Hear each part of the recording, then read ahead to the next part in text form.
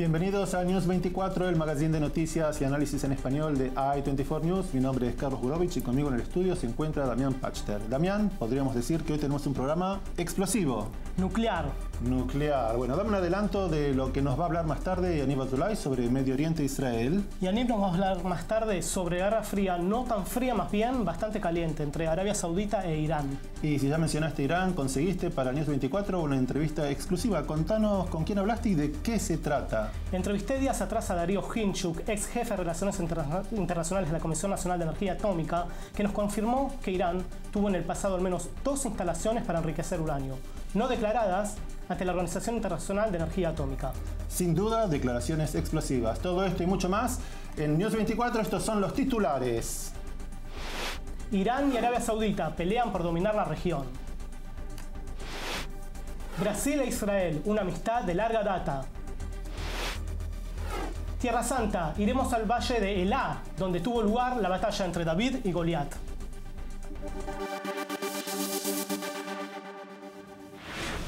Muchas gracias, Damián. Y ahora quisiera que comentemos acerca del movimiento BDS de Chile que llama al boicot, desinversión y sanciones a Israel. Hace unos días me llamó la atención en un post en Facebook de la organización Palestina Libre acerca de una votación que tuvo lugar en el Centro de Estudiantes en 2 facultades de la Universidad de Santiago de Chile. Decía, estamos celebrando otra victoria más para el movimiento mundial de BDS en la Universidad de Chile, bla, bla, bla. Estamos muy orgullosos de que los estudiantes de la Facultad de Medicina se unieran para votar un rotundo sí para tener una universidad libre de apartheid israelí. ¿Para apartheid israelí en Chile? Sí, yo no sabía que había apartheid israelí en Chile y que los estudiantes chilenos tenían que liberarse de ese apartheid. La verdad, quisiera que me lo expliquen. Mira, por ejemplo, esto que muestra la organización Biladi. ¿Qué es lo que pasaría con el territorio de Chile si fuera ocupado por Israel? ¿Acaso esto es cierto? Entre Israel y los palestinos hay un conflicto territorial abierto. Territorios ocupados, territorios liberados, territorios disputados. Cada uno lo llama según su visión o ideología y está bien que así sea. Pero guerras y terrorismo no han resuelto el conflicto en los últimos 100 años. Creemos que la única manera de resolverlo es por medio del diálogo directo entre las partes. Si es que están dadas las condiciones para que esto ocurra, es una pregunta que queda abierta.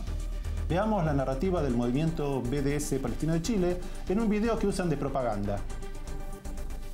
¿Te imaginas que un día en Chile expulsaran a más de la mitad de la población? ¿Te imaginas que de pronto una potencia extranjera se apropiara desde Santiago hasta Punta Arenas? Y sería aún peor, pues se dividiría región por medio, segregadas por un muro. Podrías tener familia y amigos en otra región que dejarías de ver por años, o más simple aún, podrías perder el derecho de disfrutar del mar de tu propia tierra. Momento. Por favor, pasame de vuelta la frase final. Me llamó mucho la atención. Podrías tener familia y amigos en otra región que dejarías de ver por años, o más simple aún, podrías perder el derecho de disfrutar del mar de tu propia tierra. ¿Chilenos que apoyan el BDS están en contra de países que ocupan territorios que no les pertenece? ¿Están a favor de que se liberen los territorios que los países ocupan por la fuerza o por medio de una guerra? Y por casa, ¿cómo andamos? Y no muy bien. He buscado en sitios de internet que apoyan la causa palestina y en los que piden al mundo que se presione a Israel para que se retiren de los territorios que ellos llaman territorios ocupados. No he visto ninguno que con igual insistencia reclamen la devolución de territorio boliviano, que como potencia extranjera ocupa a Bolivia desde el año 1879, hace 138 años. Escuchemos lo que los hermanos bolivianos tienen para decirle a sus hermanos chilenos. De hoy en adelante los bolivianos empecemos a construir conciencia nacional y a bloquear, asfixiar al Caín de América Latina, que es Chile, un país traidor. Llaman a Chile el Caín de América Latina. Caín, figura que según el relato bíblico mató a su hermano. Sí, no los he escuchado cantar en las manifestaciones callejeras Free Palestine y a Bolivia devolverle el mar. La verdad que es un tema que queda abierto y sobre todo ahora que hubo elecciones en Chile y que el candidato del Partido Comunista llamó a Israel la peor amenaza mundial. La verdad que Eduardo Artés podría mejorar sus declaraciones y no repetir más de lo mismo. Y cuando volvamos tendremos la entrevista exclusiva con Darío Hinchuk. No se vayan, que seguimos con N24, el magazine en español de i24 News.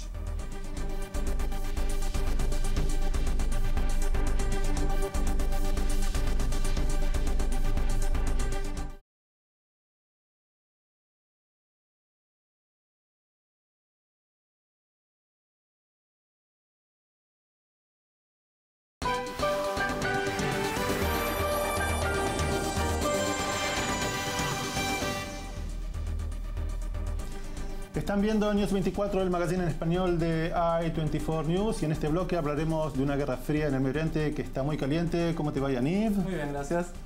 Yaniv, estamos hablando de una guerra fría. ¿Quiénes son los actores de esta guerra fría? Estamos hablando de la guerra fría, no tan fría, entre Irán y Arabia Saudita. El mes de noviembre empezó con una explosión política. El primer ministro del Líbano, Saad Hariri, viajó a Arabia Saudita en una gira internacional y cuando llegó tiró una bomba. Renunció a su cargo, anunciando que teme por su vida. En su renuncia, la cual fue transmitida en la televisión saudita, Hariri acusó al régimen iraní de estar sembrando miedo y destrucción en un número de países, incluido el Líbano. Pero, antes de escuchar la renuncia, veamos quién es esta persona de la cual estamos hablando. Estamos hablando de la segunda cadencia de Hariri como primer ministro, la cual no duró mucho. Su padre y ex primer ministro del Líbano, Rafik Hariri, fue asesinado en el 2005 por un coche bomba. Saad Hariri es un político musulmán sunita y él ha dicho que cree que hay un complot que intentaba acabarlo como a su padre. Escuchemos lo que dijo el señor Hariri. I want to say to Iran and its followers that they are losing in their interference in the affairs of the Arab world. Our nation will rise up, as it had done in the past, and cut off the hands that wickedly extend into it. In the same way it was forced back onto you in Bahrain and Yemen. It will be forced back onto you in all parts of our dear nation, and the evil will return to its perpetrator. Yaniv, ¿a qué se refiere Hariri cuando habla de la influencia iraní en el Medio Oriente? Ahora que la presencia del Estado Islámico está significantemente bajando, ¿quién está por llenar ese vacío? Todos se están preguntando. La respuesta: Irán. Ahí vemos la influencia iraní en el Medio Oriente. Están en Irak, donde Irán está ayudando al gobierno contra las esperanzas de independencia del pueblo kurdo. En Siria, donde Irán apoya al régimen de Bashar al-Assad. En el Líbano, donde patrocinan a la organización terrorista Hezbollah, y en Yemen, donde los rebeldes hutis, sostenidos por Irán, están combatiendo contra su propio gobierno. Esta es la influencia de la cual Hariri, y no solo Hariri está atemorizado, sino también Israel, Arabia Saudita y más o menos todo el mundo. Yaniv, respecto a Arabia Saudita están pasando cosas muy extrañas en los últimos días, allí, en las últimas semanas, últimos meses. ¿Qué está pasando? Arabia Saudita está pasando por un momento lleno de cambios, todos debidos al nuevo príncipe Mohammed bin Salman. Bin Salman, o MBS, aduciendo combatir la corrupción por medio de una ola de arrestos a la vieja guardia de miembros en el poder, intenta rejuvenecer los cuadros dirigentes del reino y que sean de su edad. Tiene 32 años. Es joven, muy joven. Como yo. Críticos dicen que es básicamente un juego de tronos escondidos con esta movida anticorrupción. Y justamente el discurso hecho por el primer ministro libanés, Hariri, en Riyadh, la capital saudita, ha causado mucha preocupación en el Líbano. Ahora, el Líbano se encuentra en una gran crisis porque no quieren ni que Irán ni que Arabia Saudita usen al país como un terreno para luchar entre ellos. Campo de batalla. Y nuestro corresponsal Michael Pluchok armó un lindo informe sobre esto. Si lo podemos ver. Adelante. Saudi Arabia is undergoing a political and religious earthquake as the young Crown Prince Mohammed bin Salman cements more power. A blitz of arrests ordered by the Crown Prince over the weekend has netted some of Saudi's most influential figures in what seems as the most extensive political shakeup in decades. Without formal charges or any legal process, the arrests were presented as a crackdown on corruption. The Crown Prince has also strong-armed Saudi businessmen by taking down the undeniable titan of Saudi finance, Prince Al-Walid bin Talal, one of the world's richest men. Part of a broader shift in direction for the kingdom, the Crown Prince is also determined to curtail the powerful religious establishment. The 32-year-old Crown Prince recently declared his goal at a conference in Riyadh. We are returning to what we were before, a country of moderate Islam that is open to all religions and to the world. The Crown Prince had recently deprived the religious police of their arrest powers and expanded women's rights, including the promise to let them drive. If the far-reaching changes stick, it would mean a historic reordering of the Saudi state and society. That could also ripple across the region. Meanwhile, one of the Saudi-Iranian proxy wars relapses. On Monday, Saudi Arabia closed off the land, sea, and airports to Yemen. This after a ballistic missile fired from Yemen on Saturday was intercepted by the Saudi military over the kingdom's international airport. In a statement, Saudi accused Iran of supplying Yemen's Houthi rebels with the missiles and threatened it could be, quote, considered an act of war. The coalition has ample evidence to prove that Iran is providing weapons to the Houthi armed group. Shortly after the missile attack, Sana'a was hit by the worst shelling of Saudi-led coalition airstrikes in over a year. The bloodshed continued Sunday as the Islamic State attacked Yemeni port city Aden, killing at least 17 people. And in Lebanon, fears for the country's stability are still running high after Lebanese Prime Minister Saad Hariri declared his resignation in a televised speech from Saudi capital, Riyadh. Mr. Hariri attacked Saudi's arch-enemy Iran and its Lebanese proxy Hezbollah. He warned of a plot to assassinate him, but Lebanese security forces said they had no such information. Lebanon has typically been a theater in which regional powers feud. Now, there are fears that it may become the next arena for the mounting rivalry between Saudi Arabia and Iran, just as Syria has been in recent years. Michael Pluchak, I-24 News. Excelente el informe de Michael Pluchak. Yaniv, ¿cómo ha reaccionado Israel frente a todo esto que ha pasado, esta renuncia y la influencia iraní? Israel ha utilizado esa renuncia a su favor. El primer ministro Benjamin Netanyahu siempre ha sido muy crítico ante el régimen iraní y su influencia desestabilizante en el Medio Oriente. Y no tardó ni siquiera un día y ya comentó. ¿Vemos lo que comentó? Veamos lo que dijo el primer ministro israelí Benjamin Netanyahu. Acaban de escuchar renunciar al primer ministro libanés Saad Hariri. Dijo que básicamente lo hacía porque Hezbollah tomó el poder, lo que significa que Irán tomó el poder. Creo que esto es un llamado de atención para todos. Explica por lo que está pasando en el Medio Oriente. Estamos experimentando el intento de Irán de conquistar el Medio Oriente, de dominarlo y someterlo. Mientras, por un lado, ISIS se retira, Irán ingresa. Quieren introducir su fuerza aérea pegada a Israel. Querer traer la división entre chiitas y sunitas pegada a Israel. Quieren traer submarinos y naves de guerra al Mediterráneo pegadas a Israel. No se los permitiremos, lo resistiremos. ¿Cómo respondieron a todo esto los iraníes? Como siempre los iraníes hacen, dicen, esto es todo un complot entre Estados Unidos, Arabia Saudita e Israel. Vaya sorpresa. Totalmente.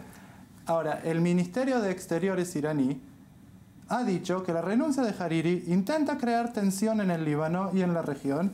Además, ellos juntos con el Líbano sostienen que Hariri está en Arabia Saudita contra su voluntad y hablan de una renuncia forzada. Pero para mí la reacción que más me ha llamado la atención fue la de Hassan Nasrallah. Escuchemos lo que dijo. This information gives us a clear conclusion that the resignation was a Saudi decision, dictated the Prime Minister Hariri, so he was forced into it. The resignation wasn't his intention, desire, or decision. Hezbollah as a whole will not discuss the content of the resignation statement because we consider this text to be a Saudi text and a Saudi statement. Therefore, when we want to discuss the political content of the statement, we will address Saudi Arabia. Muchas gracias, Yaniv, por tu análisis. Estaremos con más información de Medio Oriente e Israel en nuestro próximo programa. Gracias. Nos vamos a un corte y cuando volvamos, entrevista exclusiva con Darío Hinchuk desde Viena. Adelante.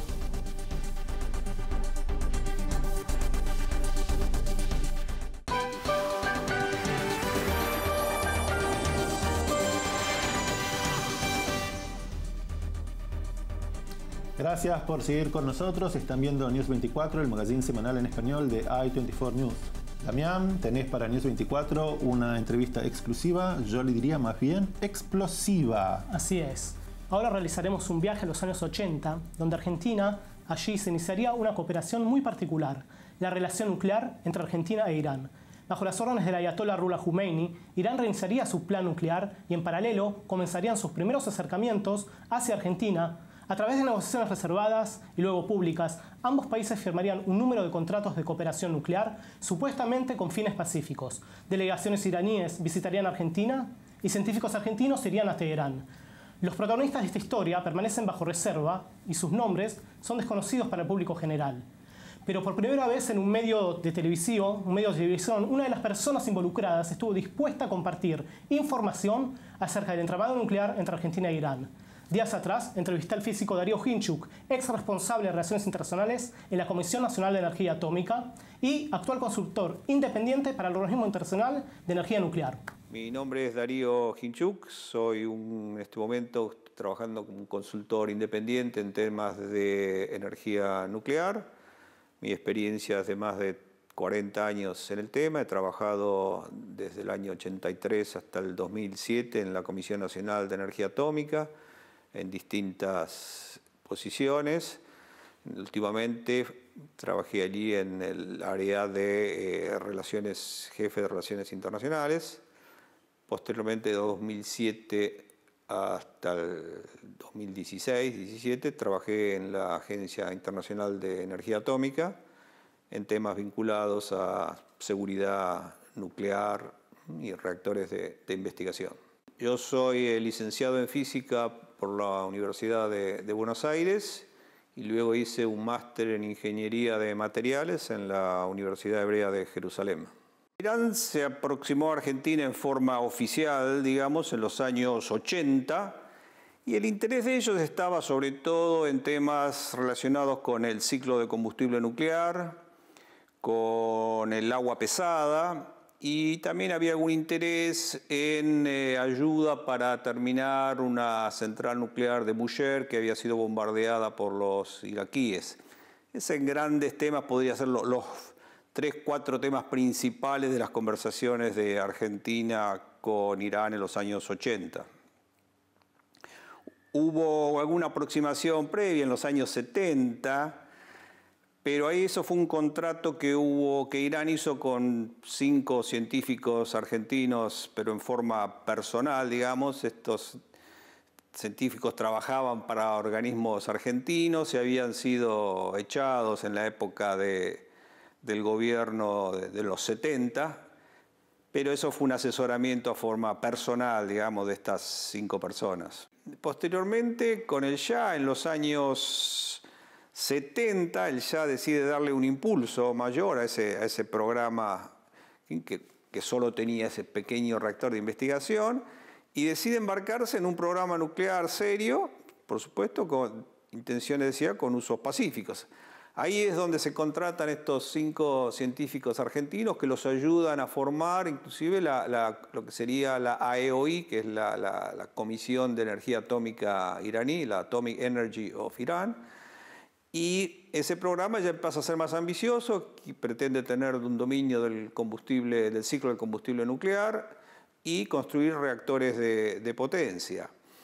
Esa etapa, digamos, de los años 70-80, Irán logra tener un programa nuclear, yo te diría, en los 80 medianamente consolidado, en el sentido de que ellos tienen capacidad para, por empezar, envían a capacitarse sus técnicos, sus científicos al exterior, y logran tener un programa, digamos, medio de investigación y desarrollo, ¿sí? Hasta los años 70 o 80. Luego viene el tema de la revolución iraní, ¿no es cierto? Y en ese momento cesa toda la ayuda occidental, digamos, hacia Irán, dejan de recibir ayuda de Estados Unidos, de Alemania, Alemania interrumpe la construcción de esas centrales nucleares que estaba haciendo. Irán entonces comienza un programa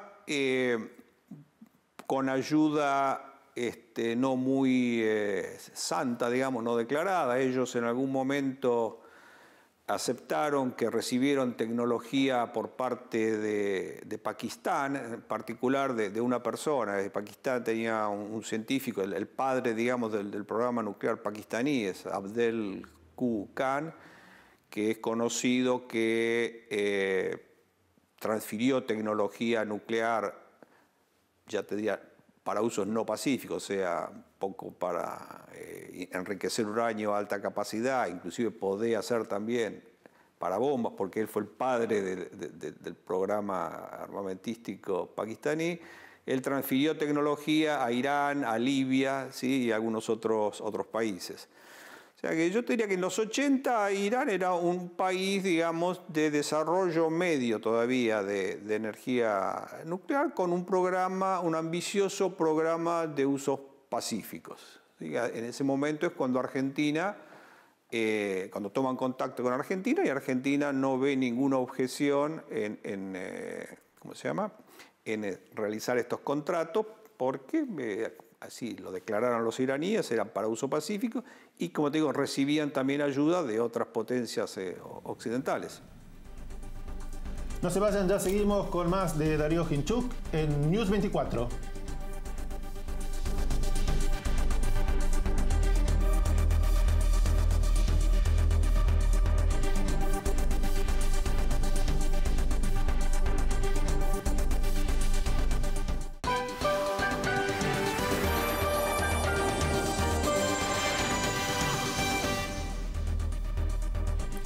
Gracias por seguir con nosotros. Están viendo News 24, el magazine semanal en español de I24 News. Los saludamos desde el puerto de Yafo, Israel, donde seguimos con la entrevista a Darío Hinchuk, físico nuclear y ex jefe de Relaciones Internacionales en la Comisión Nacional de Energía Atómica, testigo en primera persona de cómo se construyó la relación nuclear Argentina-Irán.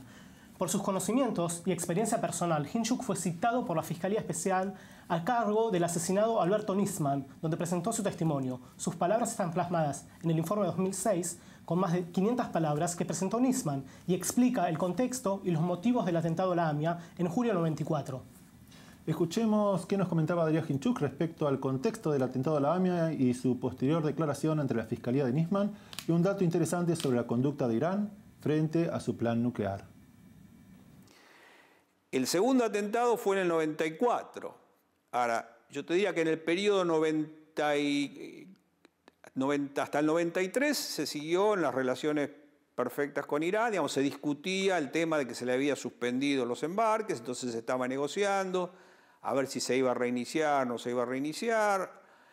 Siempre fueron arreglos, charlas extrajudiciales, ¿no es cierto? Irán reclamaba a Argentina o que siga el contrato, o si no, que los iba a demandar judicialmente.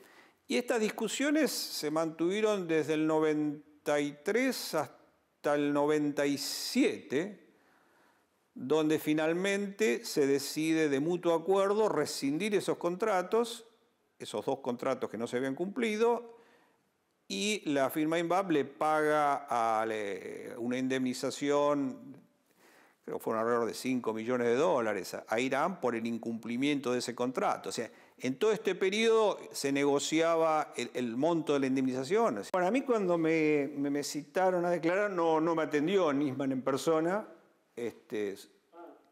Solo, o sea, fue uno de sus secretarios, supongo, ahí de la Fiscalía. Al final, digamos, porque hice una declaración con el secretario y me hicieron preguntas sobre toda la actividad, que más o menos es un poco lo que te conté ahora. Y solo hacia el final se elaboró un acta, firmé el acta y no recuerdo bien si en ese momento entró Nisman y me dijo muchas gracias, y nos saludamos, nos vimos, o lo crucé en el pasillo en un momento cuando me iba, pero no hubo ningún contacto directo con Nisman sobre el tema. Me citaron y me atendió un secretario de la Fiscalía. Lo único que uno puede decir es que Irán tiene dos antecedentes de tener instalaciones no declaradas a la Agencia Internacional de Energía Atómica, a pesar, ¿no es cierto?, de que la obligación de todo aquel país firmante del Tratado de No Proliferación Nuclear, cosa que Irán es firmante, Irán firmó el tratado en el año 68, por ahí 69, desde el principio. Ellos, las primeras instalaciones nucleares, digamos, de las cuales se tuvo noticia para enriquecimiento de uranio, ¿no es cierto?, y la planta de agua pesada en Arak, se conocieron no por una declaración oficial de Irán al Organismo Internacional de Energía Atómica, sino por una infidencia de unos disidentes iraníes que trabajaban en el lugar y digamos, salieron al mundo, digamos, informaron que existían esas dos facilidades, que después se comprobaron. Y es más, Irán también estuvo desarrollando una segunda planta de enriquecimiento en Fjordão, no declarándola a la IAEA, recién hasta un estado avanzado de construcción, y creo que fue en el año 2009 que el presidente iraní declaró que tenían esa facilidad. O sea que hay antecedentes en Irán de esconder, si uno quiere, algunas facilidades o desarrollos. Otra cosa que charlamos con el físico Darío Hinchuk fue la versión que relacionaría a Argentina con Irán, a través de un tercero, la Venezuela bolivariana, durante el gobierno del ahora fallecido Hugo Chávez. Según esta versión, Argentina habría enviado material y tecnología nuclear a través de Venezuela con destino final a Irán, una Irán sancionada y aislada de la comunidad internacional previo acuerdo de 2015.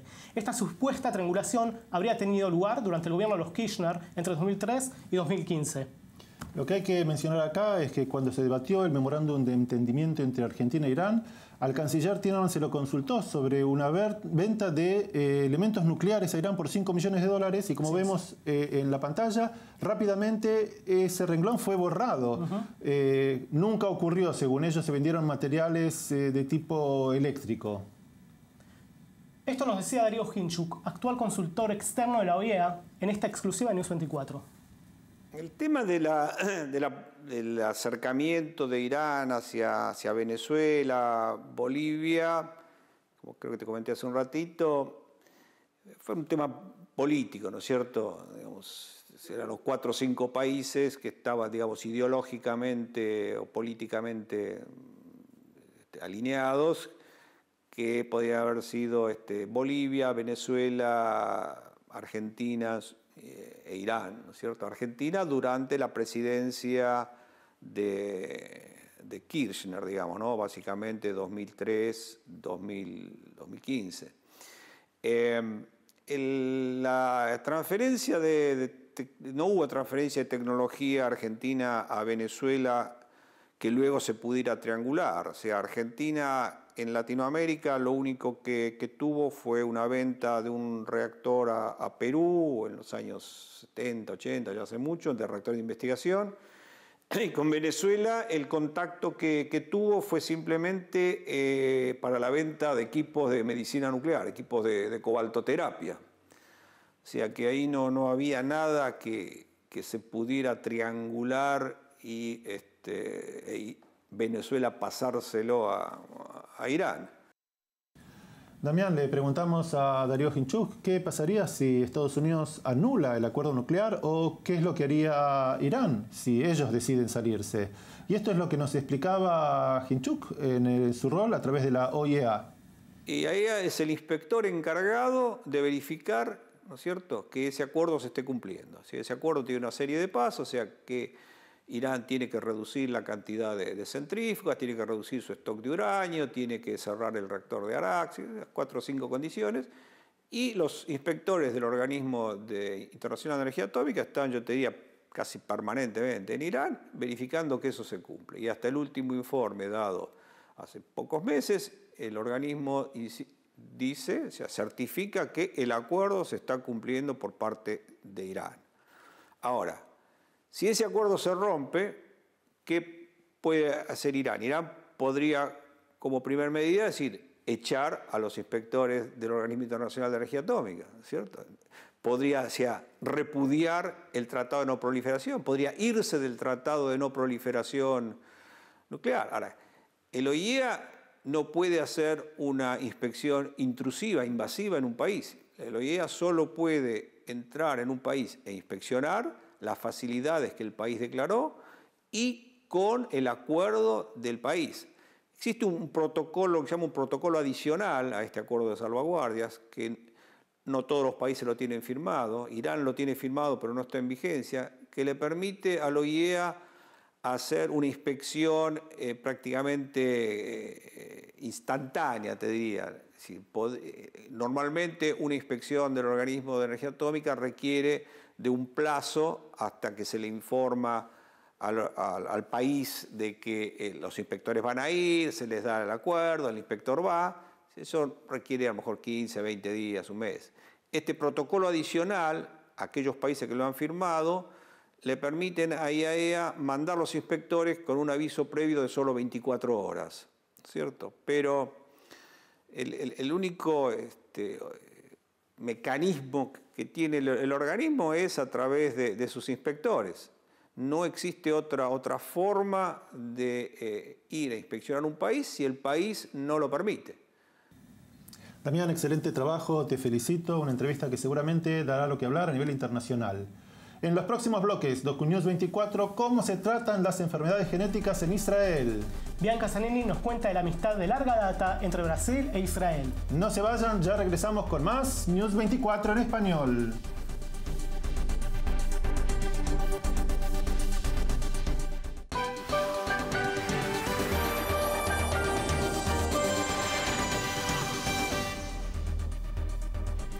Y ahora en DocuNews 24, el segmento de documentales de nuestro programa. Las enfermedades genéticas son un riesgo posible dentro de las distintas comunidades que viven en Israel. ¿El motivo? Matrimonios consanguíneos, ya sea entre judíos de origen sefaradí o ashkenazí, beduinos o árabes, todos tienen algo en común. Aceptan los casamientos endógenos y un 10% de entre ellos acarrean enfermedades genéticas severas. Para combatir ese riesgo, el Estado israelí puso en marcha un programa de prevención, campañas de información, controles y test prenatales. De esta manera, se consiguió bajar la tasa de mortalidad infantil en el país. Pero hay comunidades muy conservadoras, por ejemplo, los beduinos del Negev y los judíos ultraortodoxos. En estas comunidades, la tradición confronta con la prevención. Enfermedades genéticas, cuando la ciencia enfrenta la tradición, un reportaje de Marie-Françoise Liantelli para News 24. Adelante. In Israel, genetic diseases are rather frequent in the medical sphere. Systematic screening has been the rule for all couples wishing to start a family. These checkups are usually prescribed by gynecologists before or at the very beginning of the pregnancy. Priscilla and Or have been married for 3 years. Priscilla is 3 months pregnant. The couple has an appointment at the health clinic for a genetics consultation. C'est le médecin qui nous a demandé. The doctor instructed us to do the checkups immediately. Directement. It's a bit odd for me as a French person. It's just normal. That's the way it is here in Israel. Not in France. You don't go through all this there. Shalom. Shalom. How are you doing? I'm good. Are you here for a genetics consultation? Yes. Great, your medical pass. Are any of you aware of genetic disease, such as mental handicap or muscular degeneration? Something that you would have yourself or would run in the family? No? Nothing that you know? All right.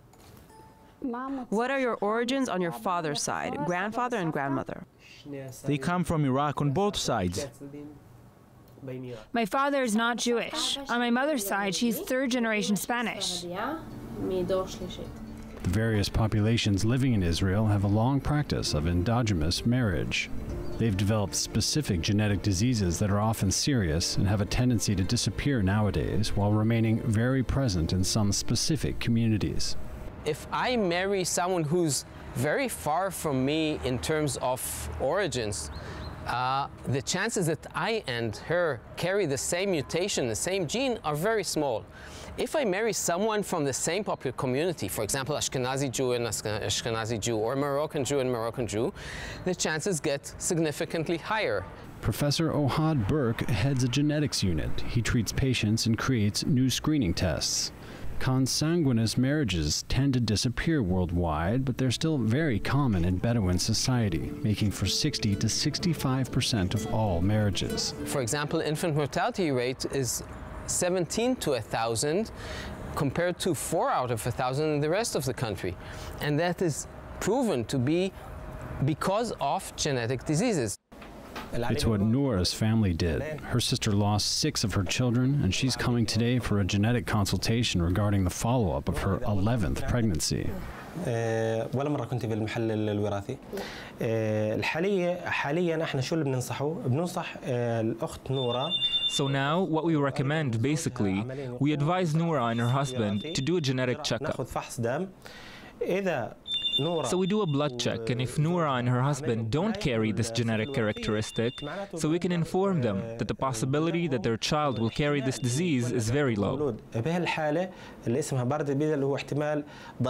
Now, pay attention. Our goal in the end is to decrease genetic diseases in the Negev. But what I want to focus on is that there are cases of genetic diseases like brain damage, muscle or liver problems that are caused because there are genetic similarities between the mother and the father. If you want to marry someone from your family, there is no problem. But why not do the necessary checkups?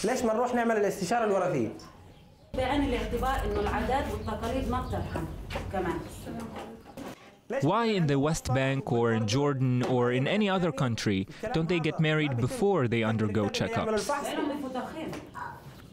But also here, you are aware. We have here doctors, lawyers, pharmacists, so why don't we take this step? The traditions, it is about time to think about them. And you here are the mothers of the future. I'm done. Thank you for coming here. I have 2 sick children at home and go a lot to the genetic center. What can I tell you?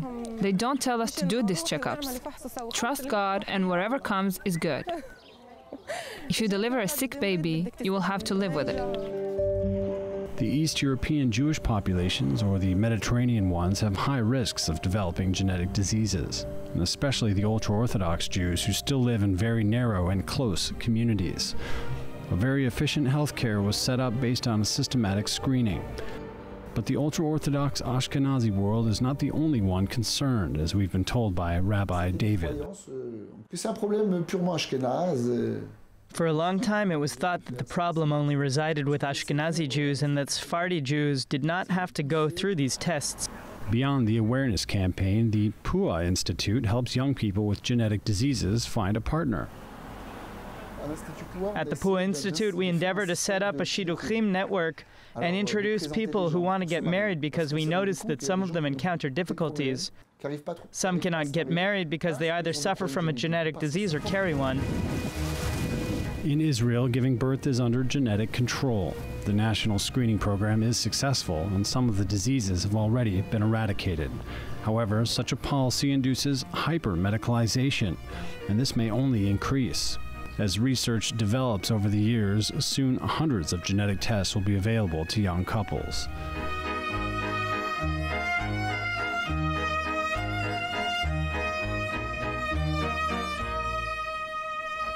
Damián, como vimos, en Israel el tratamiento preventivo de las enfermedades genéticas contribuye considerablemente a bajar la tasa de mortalidad infantil y por medio de los test prenatales evitar sufrimientos innecesarios.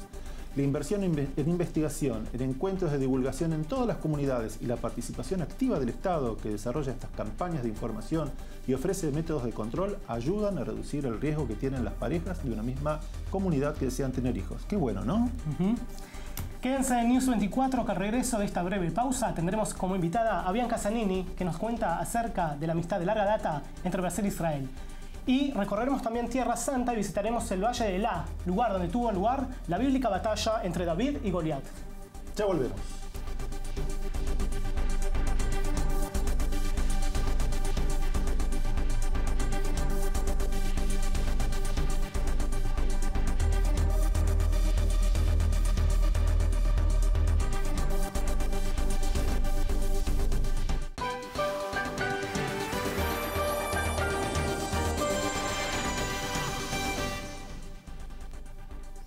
Y ahora Bianca Zanini, en portugués, nos comenta acerca de la relación especial entre Brasil e Israel. Bianca? Obrigada, Carlos. O Brasil está em crise total. A economia brasileira nos últimos anos deu uma brusca virada. O Brasil saiu de um boom econômico e entrou em uma profunda recessão. O desemprego e a inflação aumentaram e parte da população que tinham conquistado novos hábitos de consumo durante o período mais próspero passou a perder dinheiro, trabalho, oportunidades. Além disso, um dos maiores escândalos de corrupção no mundo está torpedeando o país. Nunca antes na história vimos um ex-presidente condenado pela justiça. Nunca antes um presidente em pleno mandato denunciado por corrupção. O Brasil está em guerra contra a corrupção, contra o descalabro, e tudo isso está afetando Israel também. Mudar de vida é o sonho de muitas pessoas, e para os judeus da diáspora, este sonho, na maioria das vezes, é fazer aliá. E o número de brasileiros fazendo aliá está aumentando. A imigração dos cidadãos brasileiros para Israel cresceu 58% em 2015 e continua crescendo. O que estamos vendo lembra o que ocorreu entre os argentinos no início do século. Com a crise econômica do país entre 2000 e 2002, 10 mil argentinos se mudaram para Israel. Os brasileiros em Israel hoje citam a crise política e econômica e a violência urbana como maiores motivos para a decisão de mudar de país. Atualmente há 12 mil brasileiros em Israel. Não tem mais, principalmente porque a comunidade judaica brasileira se sente bem no Brasil. Ela raramente enfrenta ataques antissemitas, simplesmente não faz parte da realidade da grande maioria dos judeus brasileiros. Para Israel, o aumento no número de imigrantes do Brasil é mais do que bem-vindo. Em 2016, Israel investiu 1,2 milhões de dólares no apoio à imigração de brasileiros para o país.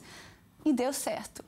Em números absolutos, ainda não estamos vendo um fenômeno, mas sim, claramente, uma tendência. Mais brasileiros en Israel.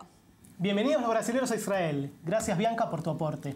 Y ahora nos vamos a recorrer Tierra Santa y visitamos el Valle de Elá, donde tuvo lugar la bíblica batalla entre David y Goliat. El informe de Tal Heinrich. Biblical giants, unsolved mysteries, and perhaps some answers to the ongoing academic dispute surrounding the United Israelite Kingdom. All these and more can be found here in the Valley of Elah, a few kilometers away from the city of Beth Shean. The area is mostly associated with the story of David and Goliath. According to the Bible, this is where the famous battle between King David and the Philistine giant Goliath took place. A remarkable turning point which defines the Jewish narrative until today. Arya, this place where we're now walking in is in fact the famous battleground, right? That's right. This is where it happened. This is the Valley of Elah. Now we are in the meeting point between the Philistine kingdom and the Israelite kingdom, and we're in a valley. This is the famous Valley of Elah. It's a crossroads of history. Why was it chosen for this encounter? Well, you see, we're surrounded by mountains, and so when the Philistine army came by, they lined the mountains up from Tel Azekah all the way to Tel Sucho. And Saul's army, the Israelites, were on this mountain here. And the natural place for a battle is in the flat ground in the valley here. And if we're speaking strategically, what's the added value of such a place? Well, you know, when you have battles, you want to have troops to have access to each other. So you have a flat ground. You have the mountains around here where everybody's waiting. But when they've come to the battle, it's down here. Okay, so can we maybe assume where did David and Goliath actually stand? We don't have to assume. It's all written in the Bible. The Bible is the best guidebook. The Bible says they were at Tel Azekah to Sucho, and we're in Elah Valley. So this is it. So what happened was Goliath was walking up and down here taunting the Israelites. It wasn't a king, just a shepherd boy, David, comes by, and he hears this, and he says, I'll take him on because God's on my side. And then he takes his weapon? No, you know, King Saul says, David, take my sword, take my helmet, take my breastplate, and then you can go fight the giant. And David says, I don't need any of those weapons. God is with me. All I need is my sling. And he comes here, and, well, he has stones for it, right? No, what happened was he comes to the river here, Elah River. He bends down. He picks up a couple of these stones. Puts it in his pocket. He does. He walks down to the valley, and Goliath sees this little boy coming and says, what are you sending me, shepherd boys? I'm going to chop off your head and feed you to the dogs. And he says, God is with me, and you curse our God, and he's a God Almighty, and I will be victorious. He takes one of these stones, puts it in a sling, slings it, and he hits him right between the eyes. It says so in the Bible. The story of David versus Goliath symbolizes how a smaller and weaker opponent overcame a much bigger power thanks to its sophistication and braveness.